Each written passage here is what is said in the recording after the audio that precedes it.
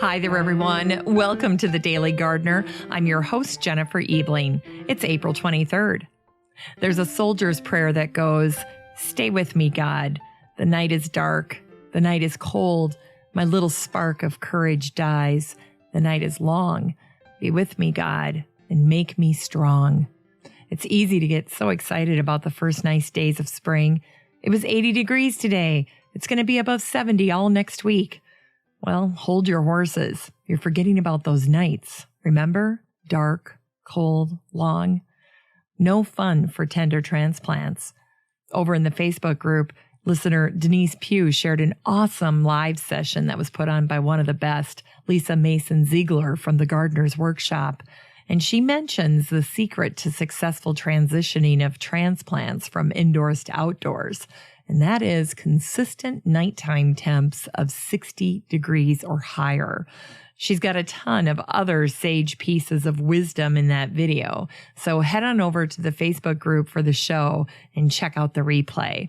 In the meantime, curb your enthusiasm about those first warm days.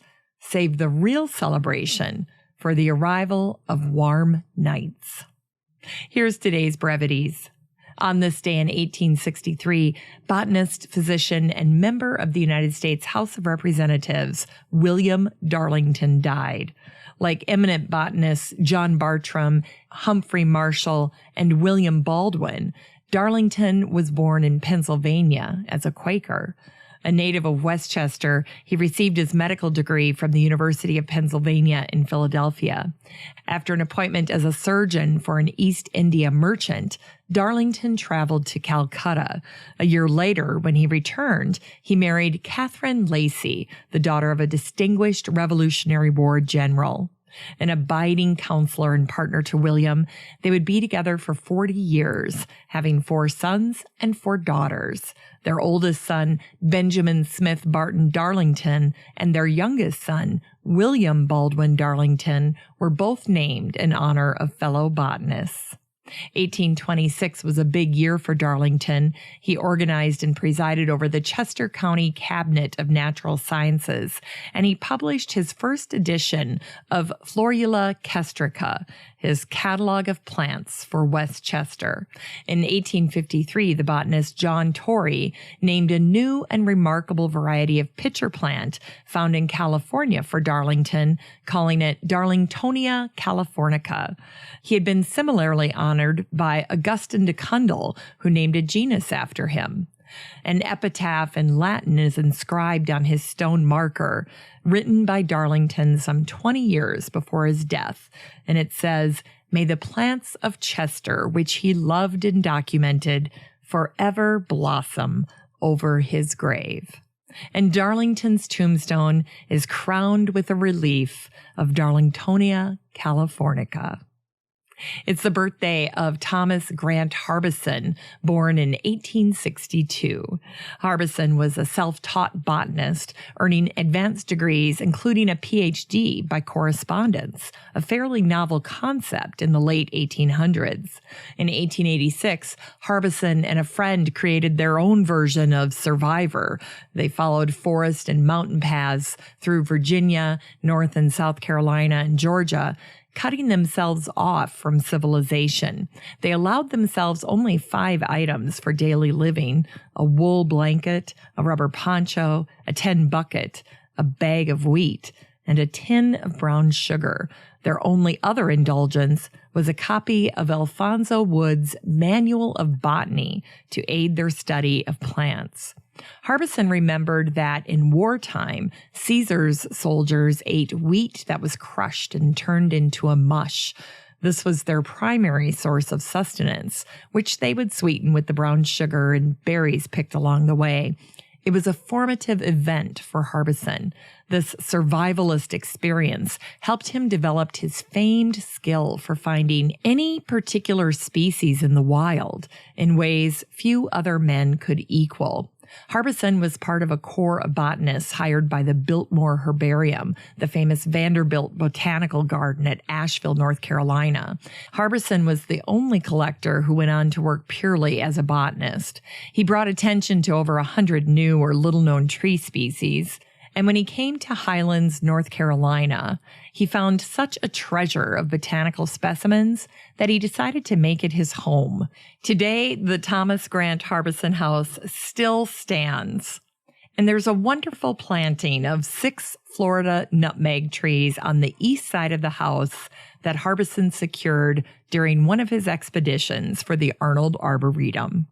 In unearthed words, today is the birthday of William Shakespeare. He was born on this day in 1564. The bard's works are loaded with references to plants and gardens. From Hamlet, there's rosemary, that's for remembrance. Pray you love, remember. And there's pansies, that's for thoughts. And from A Midsummer Night's Dream, Oberon says, I know a bank where the wild thyme blows, where oxlips and the nodding violet grows, quite over-canopied with luscious woodbine, with sweet musk roses, and with eglantine. Finally, the Linhart Library at the Chicago Botanic Garden hosts a Shakespeare Day on October 15th every year, featuring Botanical Shakespeare. For today's book recommendation, this week in 1984, the New York Times reviewed 8 new gardening books, and today's selection was on that list.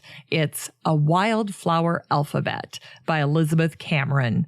Cameron is a watercolorist who lives in Scotland, and she composed this wonderful alphabet for her grandchildren.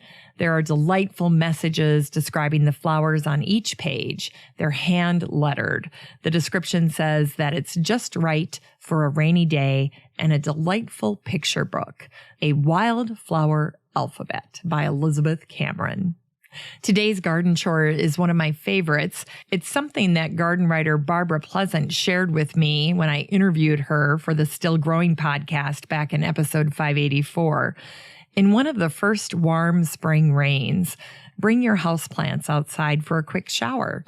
They'll return to the indoors refreshed and energized, complete with that wonderful spring rain scent. Finally, here's something sweet to revive the botanic spark in your heart. When I was researching Thomas Harbison, I came across some wonderful newspaper accounts of the summer parties that were held for the staff, including the nurserymen and landscape department at the Biltmore. Here's an account of a party from the 4th of July in 1900. The athletic sports for the employees of the Biltmore estate yesterday afternoon were greatly enjoyed, though the contestants were under a disadvantage owing to the hot weather. The results of the events and prizes were as follows. The 100-yard dash was won by Thomas Harbison, and he received $2. The tug of war was won by the landscape department. They received a trophy and $1 for each man. The broad jump was won by A.T. Davidson. Second place was Thomas Harbison. And the running high jump was won by John Young, but second place went to Thomas Harbison, and he received $1. So that was a total of $5 in winnings for Thomas Harbison. Thanks for listening to The Daily Gardener. And remember, for a happy, healthy life, garden every day. The Daily Gardener is produced weekdays in lovely Maple Grove, Minnesota. You can find complete show notes over at the website at thedailygardener.org. And be sure to share the show with your garden friends. You can find The Daily Gardener on all of your favorite social media, Instagram, Twitter, Pinterest, and of course, Facebook.